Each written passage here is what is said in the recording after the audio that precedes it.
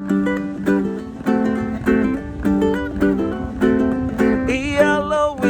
a little aloha in our day. Spread a little aloha around the world. At breakfast with Bob. Thank you, Pancho, man. Welcome, everybody. 2022 Breakfast with Bob, not quite Kona edition. My name is Bob Babbitt. We're brought to you by Hoka One One Master Spas, Premium Plus Sports, Hyper Ice, Form Smart Swim Goggles, UCAN Clash Endurance, and of course, our Challenge Athletes Foundation. We sent out we've raised over $134 million, sent out over 35,000 grants in our first 28 years to keep challenged athletes in the game of life through sport. Our next guest, Mr. Sam Renouf, who is the CEO of the PTO, the Pro Triathletes Organization, which has really done so much for our pro athletes over the last couple of years. Sam, how you doing? Bob, it's good to join you. Nice to have almost breakfast for you, a little in the afternoon here for me in the UK. So what I love about your background is you were a pro athlete, and then you moved into being a TV and a commentator, 2008, 2012 Olympics. So you've seen the sport from that side of it as a former pro triathlete, and then you moved to active, and so you saw the age group side of things. Yes, which is such a great background for what you do now. What did you learn from being a pro triathlete that has really helped you with Pro Triathletes Organization? So, oh wow, that's a big question. Well, I suppose at the most basic level, I should define pro triathlete. I probably wouldn't never have called myself a pro triathlete. I was a full-time elite triathlete whilst I was at university. And the reason I mention that is, to me, to be a professional, you need to be earning a living, right? Like, you're supporting yourself, you're getting a mortgage, et cetera, et cetera. Right. And certainly for me at the time, there were two things that held me back from being a true professional triathlete. The first was a complete lack of talent. So I just wasn't good enough, right? I can relate to that. Yeah. And then secondly, was just the lack of economics in the sport. That, I my last race, I retired very young. I retired when I was about 20, maybe 21. I was 8th or 9th at an Ironman, and I got a check of about $700 or $800, if I remember rightly. Yeah. And to me, that was the validation. I was very proud of the athletic achievement, but it showed to me that the economics weren't there. And my talent wasn't there, first of all. And secondly, the economics just weren't there in the sport to sustain a real living. And so rather than beat myself up for years and years, I went off and got a different job. And now, full circle, nearly 15, 20 years later, I get to come back and hopefully fix that problem, or help fix that problem, which is the lack of economics, certainly for the professional sides of the sport. Because as you know, the last 15 years, this sport has absolutely boomed. It's phenomenal compared to what it was back then with the racing around the world, but no, that hasn't necessarily always flowed to the professionals. And so we're happy to be able to come and change that. I remember when Charles Adamo first approached us about his idea of the Pro Triathletes Organization, and everybody was nodding their head. This is great. This is great. Where's the funding going to come from, right? Where's the beef? That's the hardest part. When Mike Moritz came in and helped fund PTO, that was a game changer, right? That was allowed you to do what you're doing now.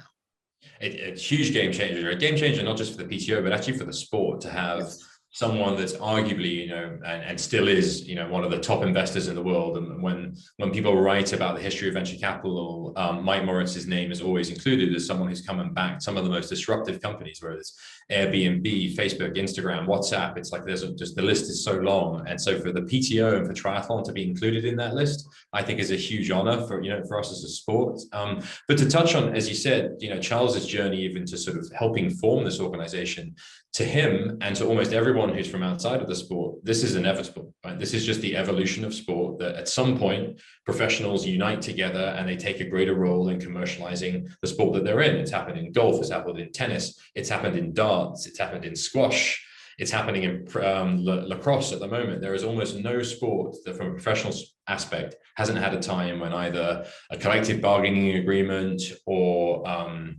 a players association or a tour hasn't happened. And look, triathlon was young.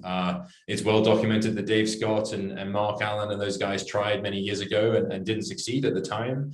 Where we feel personally very fortunate that we're at the stage that we've got the backing of Mike Moritz, that we can move forward and make the changes to this sport that it needs. what's interesting is what I saw over the years, because I was able to watch all the attempts to create professional triathlete organizations. And it was always invariably the same thing would happen. The top people were doing fine. They were like, really, we're not looking for change. The people who were at the low end really didn't have the power to force change. And the people who were sort of at the end of their careers were thinking, this would be a great thing for me to run this organization because I'm not going to be able to make it as an athlete very much longer. So it never really worked. Why did it work this time? Well, yeah. How long do we have? Look, there's a couple of different dynamics that I could touch on in particular, and probably the most important is that we're taking a different approach than previous attempts, which is the focus really around content and broadcast, right? So to the PTO, as to many will know by now, is about it. We are a content business. We're not a event organizer. In fact, the events that we're going to chat about in the next half an hour or so aren't even being delivered by ourselves, right? We employ third parties to go and do that. Fantastic organizers that are out there around the world that can do that job. Our job is to create entertaining broadcasts, engaging content that builds up the status of the professionals, storytelling, building up their profiles, that ultimately creates a media product out of the sport. And that's really probably the main focus. And one of the things that beyond the focus that we're the beneficiary of is that, the world has moved on since Dave and Mark and those guys. And there's now technology like we're talking on today that has made content creation infinitely more accessible than it was previously. So, if you wind back even 10 years ago, I think that the PTO's business model probably would have been,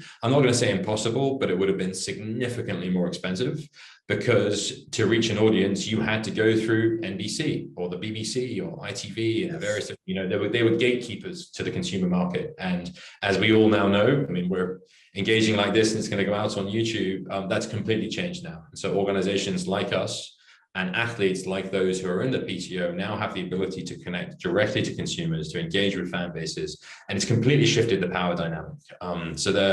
That's a maybe short specific example of how things have changed beyond just pure economics of being able to bring venture capital money in to give us the head start that we need to go and sort of change the sport. So we've from the beginning, PTO has always talked about tennis gets TV rights fees. Golf gets TV rights fees. Even, Tour de France and some of the big cycling events get TV rights fees. Are we at that point where triathlon is getting rights fees from television? I think it's the way we looked at it with the business model, which we put together with Sir Michael a couple of years ago, was that it was going to work in 3 stages.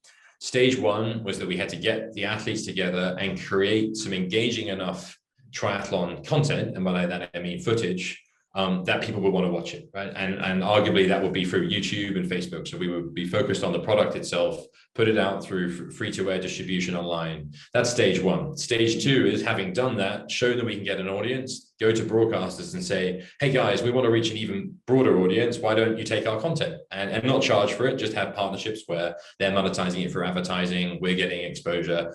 And then stage 3 becomes that once you've proven that for those broadcasters that they're getting advertisers like Rolex, like Zwift, brands that recognize the value in the content that we're creating, that eventually we can monetize it. Now, we're in stage 2 of that 3-stage journey, and I'm happy to say we got there really, really quick, right? In fact, for any of you who followed it closely, you would have seen we jumped stage 1 altogether, which was a huge surprise even to us. Like we had thought that the first Collins Cup probably would be a YouTube production. Instead, we were live for 7.5 hours in 100 markets on live TV, unprecedented for the sport, but to us, just a validation of a plan that had 3 steps. We're at step 2, and we know we've got a few years before we need to get to step 3. And that's why we have people like Sir Michael who are investing in us, that we don't need to get a TV rights fee in the short term to be able to make this profit, to make this viable. We've got the time to go and invest in the content, invest in the profile building of Christian and Gustav and Lucy and Daniela, so that eventually further down the line, we can begin to monetize this. And look, that's no different from so many venture capital tech businesses that they launch, they focus on bringing the audience, creating value, and then you'll worry about monetizing, or not worry, I should say, you'll focus on monetizing that further down the line.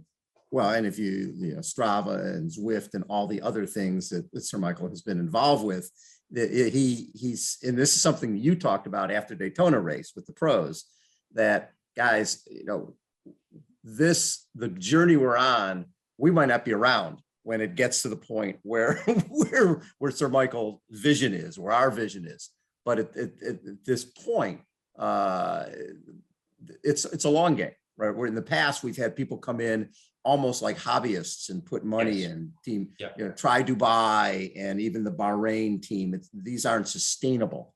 But I came away from that meeting going, okay, I get it now, because it's not just putting the money in right now. It's saying, hey, 10 years from now, we're going to be getting rights fees from television to show our product, because our athletes are stars. Our job now is to make them stars. Exactly. Yeah. So we knew, and so Michael did. Look, so Michael wasn't a triathlete, or isn't a triathlete. No. He was looking at a disruptive business model in a market where he really understood the value of the consumer. And as you point out, like one of the major investors in Strava, and Strava is such a good example of a business that I'm going to guess that's been going for more than 10 years now. Yeah, and it's a lot of footage recently. The last couple of years really taken off. Like, it takes time, right? It takes time to work out your product, work out your pricing, work out the value that you're bringing to the space. And when you do, and those pieces align, as they've done with literally thousands of companies that Sir Michael has been involved in, it really begins to pop. And we're really excited. We're several years ahead on the plan, now accelerating into 2022 with the launch of the PTO Tour, and all part of quite a long-term vision to grow this incredible sport that we all love, but we think that a much larger audience exists out there if they just knew about the talents of the athletes we talked about. So we were in Samarin for the Collins Cup, the first ever Collins Cup, and it was phenomenal being there live and watching the 12 teams, and your international, you had your European, your US, you had the legends involved, Norman Stadler and Mark Allen, Dave as captains of the team. But the thing that hit me the most is the post event, when we were up watching the people finishing, watching the athletes finishing. I looked around the room there and I could identify Fortune 500 investors who were there not because of Taylor Knibb, and they were there because Mike Moritz believes in this sport and is invested heavily in this sport. And he is a home run hitter.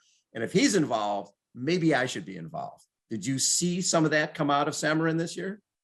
Yeah, look, it's the fundamentals have been in triathlon for the fundamentals of value of triathlon have been talked about for a long time. It's just it hasn't all been put together. The dots haven't been joined up, if that's the right thing to say. And what the Collins Cup did, we think in particular, was show without doubt that this sport is entertaining on television. It needs to be packaged in the right way. It needs to be produced in the right way. But anyone who says, oh, long distance triathlon is just boring, is fundamentally wrong. The way it's been broadcast previously has been boring because it hasn't been the right focus, hasn't been the right investment. It's not the business model of most of the players that are in the sport. But what I think we were really encouraged to see, both in terms of the distribution, because close to 7 million people watch that around the world, and the product for those of us who were lucky to be there on site, it was really electric, right? The atmosphere was fantastic. And that showed what this sport can be like if it's done in the right way, and done, I should add, with the lens of this is entertainment. This is broadcast media sport. And the thing was, those guys needed to be there. They needed to be in the VIP area watching it live and really get a feel for it, because you and I both know when you bring somebody to a triathlon and they are standing at that finish line in Kona, wherever it happens to be, then they get it. But unless they're there, they don't get it. So well, and I go further, even without criticizing the existing races out there, it's also we're competing. If you're talking about a Fortune 500 CEO, we are competing with the NBA, we're competing with the NFL, we're competing with the PGA Tour, probably the better example. We don't consider our competition the other players in the triathlon space, because we're trying to attract a new audience from a sponsorship perspective for it to go out of endemics. And those guys have a very, very high bar, because there's these multi-billion-dollar franchises that are focused on giving them an amazing hospitality experience that ultimately drives their business, right? So if we're talking sponsorship, as you're alluding to, sponsorship is a business transaction. Like, people are associated with the sport because they believe that it can further what they're doing, right? It can promote them to a really valuable audience, drive their sales, and create great hospitality. And then the challenge triathlon has is that that's been so backward for the last 40 years that we've got to accelerate really, really quickly. And Samarin was part of that. Like, it was a venue that, as you know, has hosted world championships in equestrian. They've had, many of the royal family from Dubai and the UAE and other regions flying to that and experiencing the great hospitality, for lack of a better word. And that's one of the reasons why we hosted the event there. These are the things where beyond even the racing itself, we're focused on, turning the dial up for triathlon. Because if we don't, there won't be a scenario where, I'd like to see, Jamie Dimon at the finish line at one of these races in a few years, and he expects this because that's what they're used to if that brand is going to be associated with it. And so we're fortunate, we're able to invest in it, and the returns will come for the sport as we bring those brands in. It's funny because as I'm sitting there in the VIP area, which I was privileged to be in, and they're making, medallions of beef over here and they're cooking over here. And I'm thinking to being at Kona and being in a shack with a banner stapled to the roof. And you're going, well, I get it. I mean, the reality is that that is a VIP experience that those folks are going, I feel good about bringing my clients to this. Exactly. Right? Exactly. That's exactly what it's about. You've got to have the trappings to go. If you want it to be a world-class sport, you've got to have all of that. That's important. It's essential. The other side, because of your background, because of the background with active, obviously, age group athletes are what pay the bills. And with motive, you've seen that. Now you're incorporating age group racing moving forward. I'm sure that was part of the plan from the beginning, because at the end of the day, that's where the true connection between the age group and the pro is that they get to do something that you don't do in other sports, which is you can't play Wimbledon as an age grouper and go out and hang out with Roger Federer, but I can go to Samara now and race at the same course that the best people in the world are doing, which is what makes our sport so special.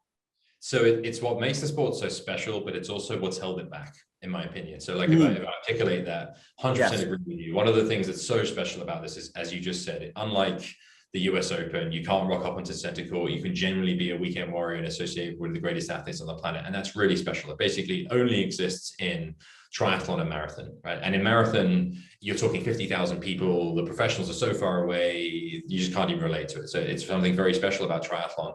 Now, unfortunately, though, it's also meant that the industry has become addicted to that revenue source of age group revenue. And we call it what it is. That means that pretty much the entire sport is on the backs of its most loyal fans, right? So and what I mean by that is, if most of the budget comes from what you're charging age groupers, if you're wanting to grow, you got to charge age groupers more. And that's what we see. I understand, there are long distance races that cost $1,200 now. It's, even to me, it's been 20 years since I was racing. It's unbelievable that's where the price points are. And so yes, from the experience of active, from seeing this at Motive, in coming to the PTO, it was always our intention to include age group racing because of the reason you first mentioned, right? It's so special for the sport. It's such a special, unique thing.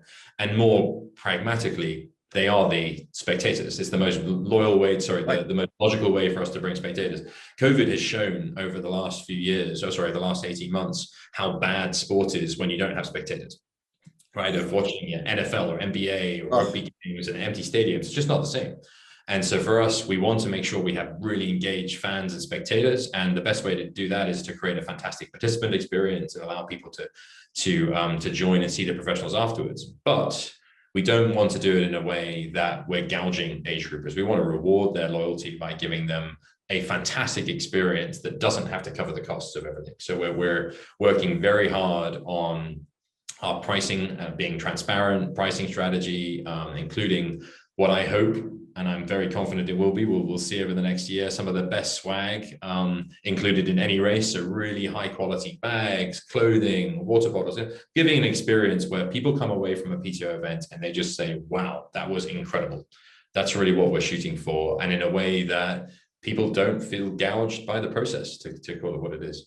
Well, and what I like about what you're doing, because this summer you've got the Canadian Open coming up in July, right? US Open down in Dallas, and then Collins Cup again. And in all those events, you're using existing race directors, correct? You're not coming in to compete. I've always felt that we see that with USA Triathlon when they come in and create their national championship and they do their own event. To me, I think they're competing with those existing race directors in that region. You guys are not looking to create your own events. Well, and it's that so we take the risk and we underwrite it and we're creating the event, but we don't think we need to do everything, and nor do we think we're the right people to do everything. So to your comment, events are inherently local to a community, and they should be part of a community. It makes what makes them special. And so our model is not to have a team that's going to fly around the world and shut down the roads and work with the mayors and all the rest. It's that we will appoint experts in a given region that can do that locally. And that has a couple of different benefits, right? It connects us with the local market in a far better way. Like, it really feels like it's a community event. It's far more sustainable. There's less travel around those kind of things. And lastly, and probably most importantly, it fosters growth within the community. So like, by hosting the PTO Open the PTO US Open, I should say, in Dallas, and it becoming a huge event, we hope we can grow the triathlon ecosystem within Dallas and greater Texas area. And we'll do that most by fostering the local players in the market, helping them grow, creating more races. It creates a bit of a cycle. So yeah, it's a different way to do things, and the reason we are doing that is that we're fundamentally, if we think about what we are as an organization, as we said right at the beginning, we're a media operation. We're a content business that's focused on creating the ability for some of the greatest athletes in the world to showcase what they do. We're not an event organizer, and so we look for really capable event organizers in those markets to help us shut down the roads and do all those kind of important things, so that we can stay focused on telling the stories of what we believe, or who we believe are truly the greatest athletes on the planet. Being a media outlet like you are, and creating storytelling, basically, one of the groups that, I mean, NASCAR does such a great job with their pros, right? They train their pros, or great ambassadors for sport. Is that something PTO is doing, working with the pros on heightening their profile and being, doing the right things to grow the sport and their own following?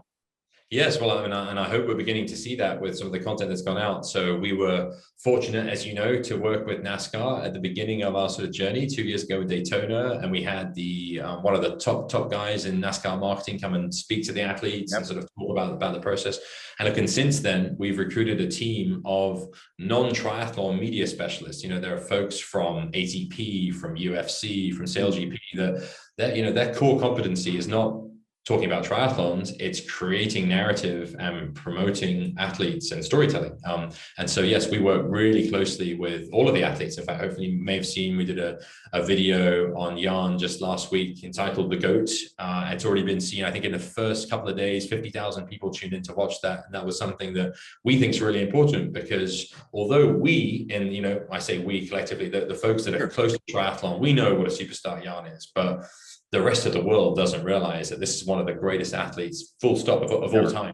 And we need to celebrate that as a sport. We need to promote him and build up that name for two reasons. One, it's the right thing to do because he is just a superstar athlete. And then secondly, it will grow the sport. We often talk about UFC being the best comparison to what we're hoping to do as the PTO, because what the UFC did is they answered the question of who is the ultimate fighter, right? And it's in their name. It's really obvious, but until you sort of think about it, prior to the UFC, you had boxing, you've got karate, you've got, all these different things. Now, if you were to ask someone in the street, who's the toughest person in the world, they'd probably say Conor McGregor.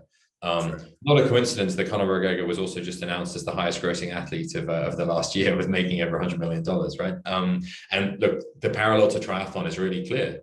Triathletes is the ultimate athlete, right? I mean, you were there, Bob, pretty much there right at the beginning, right? That's what John and Judy Collins were solving, that question of who's the fittest athlete on the planet. Triathlon was created to answer that. And once the general sporting population begins to sort of see that's what triathlon's solving, this sport absolutely transforms. So how does at this point, it's primarily non-drafting long distance athletes, and right. At the Collins Cup, Taylor Knibb and Katie Zafaris, obviously the Olympic distance athletes, and Gustav and those guys all move, and Christian are moving from short distance to that longer distance. Do you see PTO at some point embracing all of those athletes, Olympic as well, or do you see this primarily staying long distance? Yes, no, absolutely. The plan longer term is to support all aspects of triathlon, and extending into para-triathlon as well. This is not unique to the current structure that we have. The reason that we focused on non-drafting long distance first is we felt this was the area that the athletes needed the most help, right? If you compare, I was on a press conference with Paula Finlay and Lionel Sanders just last week as we announced Edmonton, and they were talking through the journey, the difference between when you're an ITU athlete and you're supported by your national governing body, and then you move to long distance racing and you're suddenly on your own. So that was kind of a segment of the market that we felt needed the most support. But for sure, as we grow over time, we will reach out as we do anyway to support broader parts of the sport. And in time, we hope we will see some shorter distance racing at some of these opens. We already have the 25-kilometer distance, so that's sprint. We have the 100-kilometer. We feel that the 100K distance really is the ultimate athlete. Like, it solves to what I said beforehand. It's kind of showcasing the ultimate athlete out there. It's shorter. It's about as short as you can have a long distance triathlon by that definition. But it's also short enough that these athletes can really go fast, right? And in Daytona with Gustav, with Jan Frodeno at the Collins Cup, they really showed that this is a distance where athletes can go all out. And we as fans, we love seeing that, right? Like, we love seeing. Absolutely. So Herbalife LA triathlon coming up in May. And you guys have put up the 100K prize purse for a Olympic non-drafting event, which is awesome. What's behind that? Obviously, a foothold in the US is always good, but putting the dollars up for that. So and I guess it kind of answers your previous question for you, right? Is the PTO going to do more around shorter distance? Like, we're already beginning to tiptoe, $100,000. It's a fraction of what we're doing at the other races, right? So the Edmonton and Dallas have $1 million prize purse, like truly game-changing amounts. And so Collins Cup will be what? How much would Collins will be 1.5? Yeah, 1.5 million. So in fact, in total, the PTO tour this year will have a $5.5 million prize purse. So like, really game-changing money to where triathlon currently is, but to us, just a reflection of where triathlon should be, right? This is what these athletes should be compensated, given the level of athleticism that they have, the effort it takes to reach the top, and frankly, the economics in the sport that they're in. Like, this is not tiddlywinks, right? This is a sport that has a lot of very high value. I don't know if tiddlywinks translates across to the States, right? Yes, it does. Yes. This is a sport that has incredibly valuable demographics. People are spending a lot of money in it, but necessarily the money wasn't flowing to the pros. To jump onto LA, the LA is a slightly new product, and we announced it a little while ago. We're going to be releasing some really exciting partnership information pretty soon about what we're doing, but to give a quick snapshot, the race will consist of two different things. There's the $100,000 non-drafting Olympic distance race for the pros, as mentioned by you just then. However, we've also got a particularly exciting product we're launching there, which is the Pro-Am, which, just like in golf, Pro-Ams are some of the most popular tournaments out there. And when I say Pro-Am, I mean professionals racing alongside amateurs in a team format for entertainment. And so the famous golf Pro-Am is often Samuel L. Jackson. You'll see Justin Timberlake, some of these real superstars. And it's really engaging whether you're a golf fan or not, to see these celebrities engaging in that sport. We're wanting to do exactly the same thing within triathlon. As you know, there are many celebrities that have done this sport over the years. Tom Cruise has done a triathlon. Like, I mean, I've got photos. Right, exactly. You don't get much bigger names than that. And so, as well as the professional racing, we will have a pretty exciting Pro-Am relay product, which will be broadcast live, and we'll be working with some exciting entertainment platforms on getting the story out. This is all consistent back to the message that we want to showcase that the triathletes are the ultimate athletes. And by bringing celebrities, we'll showcase the sport to an audience that probably would never consider watching a triathlon on Sunday morning, right? They're keen to see what Tom Cruise is doing, but they wouldn't necessarily tune in to see Lionel Sanders. And this product will be our first step into solving that. One of the real positives that came out of this, when we headed into COVID, when racing disappeared, there was, and I've talked to a lot of pros who basically, without the PTO support, would have been out of the sport. They would have had to go get a different job to try to make a living. From your guys, obviously nobody could predict that, but the timing of when PTO came in and helped fund these athletes really saved a lot of careers. When you look back at that time, obviously it was the right thing to do, but you're paying people for something that they're not racing. How hard was that for you guys to do? Was that just pretty obvious? It was kind of a couple of different things. One, obvious, absolutely was the right thing to do. Secondly, it was a unusual conversation to have with your investors 1 month after they've put money into a business plan, right? To turn around and say, hey, you just funded this, we were going to do that, but we actually now need to shell out, a significant amount of money, and we're not going to see any return for this for a long, long time. It took all of about 10 seconds for our board to agree to that, to give context. They immediately knew it was the right thing to do. And although we were very early on in terms, even with professional sport, we were quite early on, it was validated because pretty much every professional sport did the same thing. There was the ATP, the PGA, they all lent in and said, look, the professionals are the most important assets out there. We've got to make sure that they're okay. We were really humbled, frankly. I felt honored, that's the right word. Honored that we were in the very fortunate position that we had the balance sheet, that we were able to do that. And we're very happy that fast forward a few years on, we were able to keep some people in the sport that might not have stayed in it. And indeed, kept people healthy and safe and in good stead at a time when things could have got pretty scary pretty quick. So this year you'll have the Canadian Open, you'll have the US Open, you'll have the Collins Cup. What's next? What do we see for 2023? Well, those are pretty big things to chew on, right? So first of all, that's a lot to take on. Yeah, great. Basically, two brand new, and then doing the Collins Cup again. Yeah, with age groupers. Exactly. So the Canadian Open's the first stage of the PTO Tour, being delivered by Due North Events, that are a fantastic local organizing community. They've delivered nearly 20 years of world triathlon events in Edmonton, a city that loves triathlon, right? In fact, I'd heard last week on the press conference I mentioned earlier that Edmonton is equal with Lausanne for the most world championships ever hosted in the sport. So we're really honored that the city of Edmonton has embraced us so much, and that the PTO Tour is having its first stage there. Paula Findlay, hometown favorite. Lionel Sanders, obviously the Canadian superstar. So we've got some real big names there racing for $1 million up in Edmonton, alongside the age group racing over sprint and the 100K. Then we head back to Europe, back to Bratislava for the Collins Cup for one more time before that event moves around the world. A chance for us to build on the success that we saw last year, and hopefully we'll see you there. You can have some more state medallions or whatever you were saying you're eating in the VIP area. And this year the difference is, last year we were restricted. Because of COVID, we couldn't have age groupers. We had to align to an existing race, the championship. So we were really grateful for Challenge to allow us to sort of coexist with them.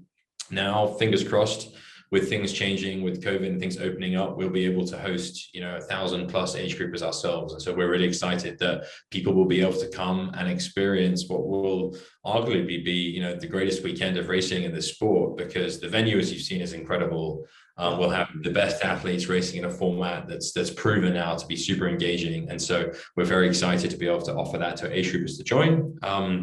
I'm almost exhausted even talking about it. It's only the second race through, and then we'll head stateside to Dallas for an event which, again, super excited about, particularly because Las Colinas Irving, which is the venue just outside of downtown Dallas, is a venue that we're 10 minutes from one of the busiest international airports in the world, DFW. We're 20 minutes from downtown Dallas. This is an incredibly accessible event, both for the population of Texas and Dallas, but also for others who are traveling around the world. And so in contrast to, if you have to go to, I won't be critical of existing races. Sometimes it's at least a 6-hour flight, even if you're on the West Coast, to be able to go and see a major triathlon. And in contrast, we wanted to sort of provide an opportunity that we can bring fans from all around the world to this great venue to see some of the greatest athletes on the planet battling it out for major money. And so we're very excited about that.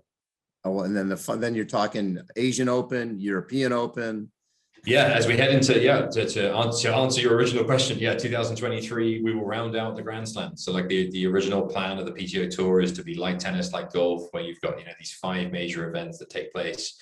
And so we'll be adding the PTO European Open, the PTO Asian Open in 2023 alongside the existing races. And the importance of that is kind of a couple of different things, but the main one is to create a season-long narrative for the sport. And what I mean by that is just like Formula One, like NFL, you've got a season long where you can follow the stories, you can follow the profiles, you can get behind the racing. And look, until the PTO Tour was formed, that was really impossible at the moment, right?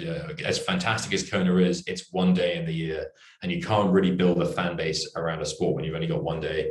of racing, especially when most of the world is asleep, right? Because of the time zones, right? So it's really unfortunate that that's one of the products. It's an incredible race. It will always have an amazing role in the sport. It's like the original. But now professional athletes will have a chance to race, for significant prize purses all season long, and us as fans will get to follow that and see the battles and see some of the greatest athletes, or the greatest athletes, as I said, racing on the planet. I love it. Sam, it's always a pleasure. You get me pumped up every time we talk about our sport.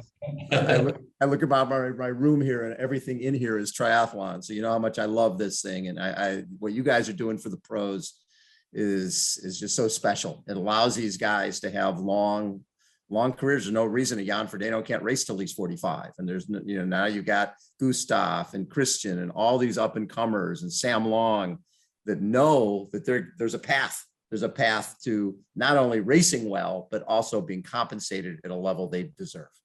Love it. Exactly. That deserve is the right word, right? We truly believe that. And now, as we've added the Tour and age group racing, we've got the opportunity to bring the rest of the sport with us. So hopefully we'll see you in maybe the Elvis costume out at one of the races in the next couple of years, huh?